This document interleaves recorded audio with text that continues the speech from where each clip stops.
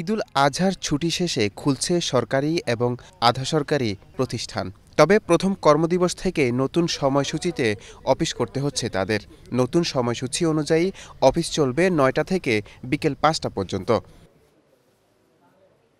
তবে ঈদের পর প্রথম কর্মদিবস হওয়ায় আনন্দে মেতে উঠেছে সবাই। কর্মকর্তা কর্মচারীরা একে অন্যের সঙ্গে কোলাকুলি করে ঈদের শুভেচ্ছা বিনিময় করেন। এদিকে সরকারি অফিস সময়সূচির মতো ব্যাংক লেনদেনের সময়ের ক্ষেত্রেও পরিবর্তন আনা হয়েছে। আগে তো মাঝখানে হয়তো কিছু একটু রিল্যাক্স পেলাম 1 ঘন্টা, এখন আবার পুনরায় আগের স্থানে আসতে হইলো। ঈদ ভালোই কাটাইছে। ঈদের পর প্রথম কর্মদিবস তো যাকে আমরা মোটামুটি সবাই আসছি। ব্যাংকের সময় বাড়ানোয় খুশি এই খাতের গ্রাহকরা। আমার কাছে তো মনে হয় এটা ভালো হয়েছে। আগে আধা ঘন্টা কম দিলে একটু দেরি হইলে প্যামটা পাইতাম না, অন্তত আধা ঘন্টা লেট হলে পাই আমি। যে ব্যস্ততার ভিতরে থাকে, এই ব্যস্ততার ভিতরে আধা ঘন্টা সময় বাড়ানো it's a not a matter of joke. সাংঘাতিক জিনিস এটা।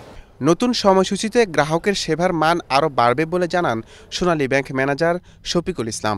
নতুন শিডিউল তো আমাদের নতুন না এক্স্যাক্টলি, আগে ছিল, মাঝে কিছুদিন একটু চেঞ্জ শিডিউলে ছিল আমরা, এখন আবার সাবেক শিডিউলে, দ্যাট মিনস হচ্ছে 10টা থেকে 4টা পর্যন্ত লেনদেন এবং 6টা পর্যন্ত। সরকারের এমন সিদ্ধান্তকে সাধুবাদ জানান সাধারণ মানুষ। নূর মোহাম্মদ ভূঁইয়া, এশিয়ান টেলিভিশন, ঢাকা।